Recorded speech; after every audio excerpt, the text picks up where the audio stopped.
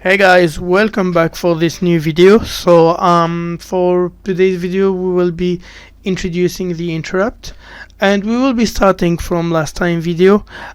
Just as a reminder, last time we created the library from scratch to manage the general purpose input output, and so during all the exercise we took all the addresses and we managed to create the functions. And today, on top of this that library, we will add some interrupt to that circuit. So let's take a quick look to the circuit because I added some change to it. So the circuit the original circuit that we provided last time is we do have this push button, and each time we're reading a high, we see this LED blinking. Okay, good. So as of now, we will add some interrupt. So in the code that we had before, we have been reading the status of the LED each time, but this time we will be using an interrupt to see if the status changed or not. The advantage of this method is to not keep waiting each time and reading, but to get the status only when we have a change. Great. So some ground rule before we move to the coding and to the reference manual.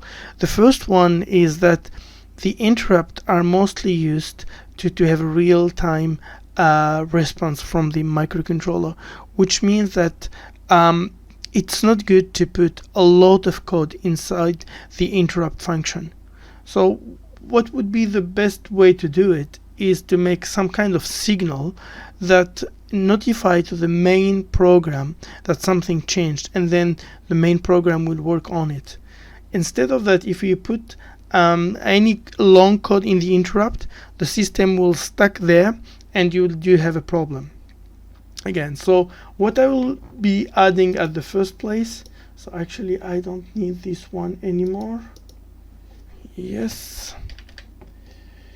And so I'm adding a global function called signal, and I will give it a 0. Great. So the logic is each time I have an interrupt, the signal will go to the interrupt function and will get a value, and based on that value, my main thread or main code system will make a condition based on that. So okay, and also another way to debug without even having any debugging, I added this LED here. So this LED will be a signal that my my interrupt has happened.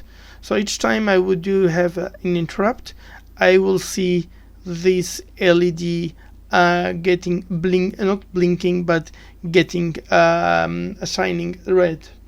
Okay, so that will be the logic of my code. Good. So now if we want to start coding, as usually we go to our best friend, the reference manual, and we start looking for a chapter called interrupt. So we try to, and this is the interrupt. So this is a very interesting chapter, and here so there's a table of all the function where we you have interrupt related to peripherals, but we will not stop here for the moment, and we will go to a schematic graph, this one, a logic graph showing how the external interrupt are behaving or are setting up. So this is the alternative function input output interrupt registers, and it's clearly divided like this. So this is divided on interrupts from ports perspective. So you do have here from port A to G, all the pin zeros are related to this register EXTI0, and so on, from 1 is related to 1. So this register, when you set a certain pin, a certain bit for this register, you tell to your microcontroller that you would like to have that pin receiving or reacting to a certain external event. And so if we would like to look for this register, we have to go back to the Gpio chapter, go at the end here, and because it's an alternative function. And this is really interesting because it's quite specific to the STM32F1 series. If you go to the F4, that's a different register that manage the interrupt, but the logic stays same. Okay. Yeah, good. So this is the registers that manage the external interrupt related to GPIOs. And you see this how this is divided. So it's here we have 2 bytes and 4 bits. For each 4 bits we have a specific pin.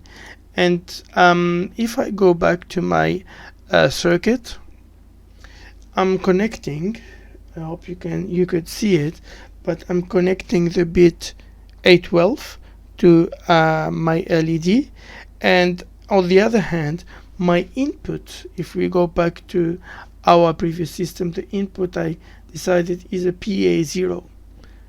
So if I go back again, so if I would like to have PA0, I can not even set up in it, but better to put it just for clarification purposes. So I will put this one as a 0 or the whole register. So like that my system will be recognizing that I'm setting up this bit as 0. Great, so let's start putting this.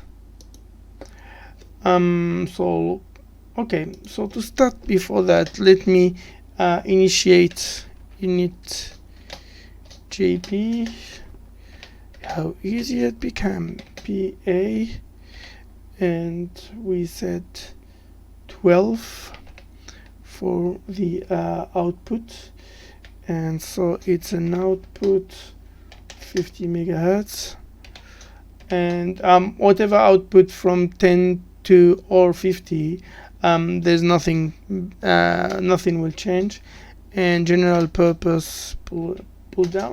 Okay, so I have set up my I initiate my port A pin number 12. So now I need to start preparing my my pin for my pin 0 for the port A to be ready to accept any interrupt. So the first thing to do before even you input, you set the EXTI register, you have to go to the function called disable IRQ. Okay, and then you put AF IO. So if we go back again to the register, yeah, and EXT. Okay, there is quite okay. And let's check what kind of register.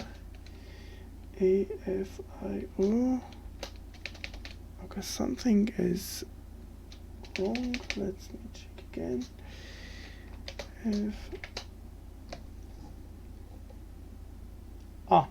Here I need to get my library back, because this is, so we can take a look later on the addresses, but now just for saving time, yeah, so we go here, and I think we can put no, or we can put 0. So this is a trick. So this first one, this is the to activate the pin 0 for PA, for the port PA. So, and I will put this one equal to 0, 0x00. Great. So now that we activated, we need to go to another chapter, go back to the interrupt, and yes, so here we need also to interrupt the mask interrupt, so enabling the interrupt activity. And after enabling the interrupt activity, so this interrupt activity is enabled. So if I put 1 here, means the interrupt for the first port will be interrupted, for the first pin will start. And the next step will be to say if you would like have a rising trigger or a falling trigger. So this is related to the wave. So if we would like to get the execution when we are getting low or high, I will use the rising trigger for this one, just for simple example purposes. So I forget what is the name again. So yeah, EXTI RT. Okay, EXTI. Great, it's so helpful. And we said we would like a rising, and as we are choosing the pin number 0, so the quite a very obvious choice, like we can put 1, would be quite simple. And what else? Yeah, I forgot also before that I have to put EXTI and put the mask.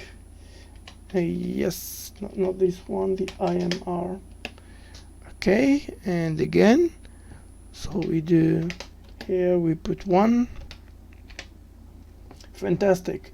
Now we do have our interrupt fully set up. So the last action before to close this one is to put NVIC table. Yeah, the NVIC enable. Yeah, enable IRQ. Yeah, I have to take care about this one. Enable IRQ, and we put the external here interrupt for 0. Okay, so this is enabled, and last step for the closing, enable IRQs. Great, so now we activated and we have told to the system that I would like to use the pin 0 as a reception for external event.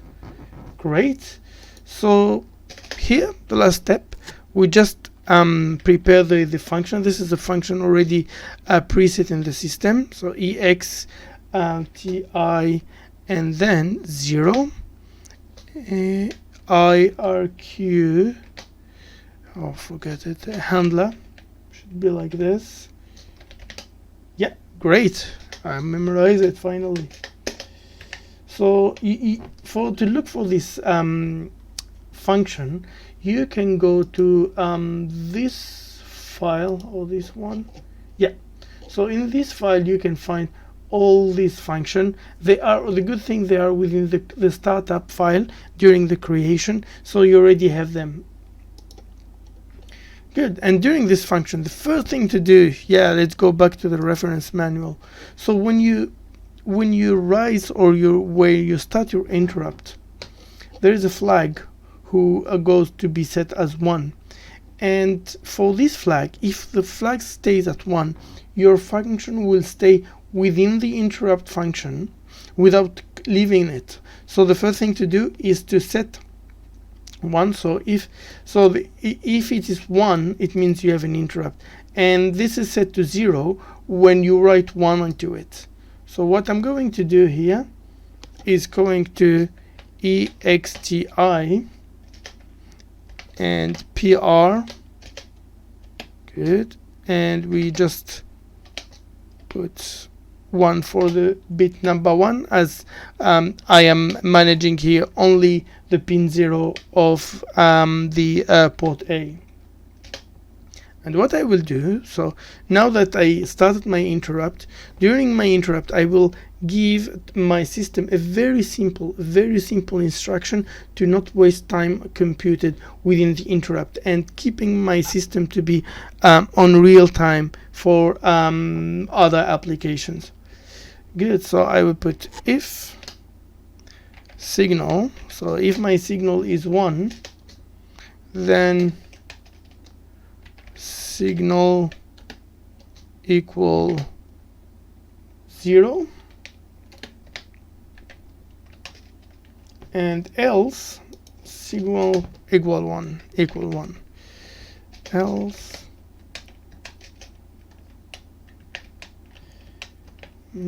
signal equal 1. Good, great. And after that, in my system, instead now to look for and to read what's happening, it's just putting signal if I have signal. So if signal is 1, let's blink, else we don't the LED is shutting off. Also, let's add another here, write JP. Okay, and we said the port A, pin number 12, yes, and we put it as a signal, just to see and to have a very simple debugging function that is not really intrusive and does not really impact our main running system. Okay, so let me run and see if there is no error. Okay, 0 error, 0 warning, perfect. Let's go and check. So let's check and upload. Good, so looks fine. Okay, so I just pushed, and my LED, this one, I think the connection is not made well, but as you can see, I just pushed and my LED is keep blinking. So if I push again, it should stop blinking.